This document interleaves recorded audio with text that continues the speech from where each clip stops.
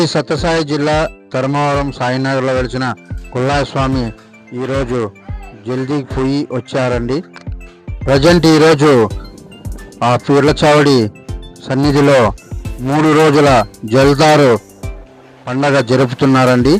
ప్రతి ఒక్కరూ అక్కడికి వచ్చి దేవుని నిజరూప దర్శనం చేసుకొని అక్కడ నిర్వహించిన కార్యక్రమం స్వామివారి భక్తులు ఎందరో అక్కడికి వచ్చి ప్రసాదాన్ని స్వీకరించి అక్కడి నుంచి దర్శనం చేసుకున్నారు.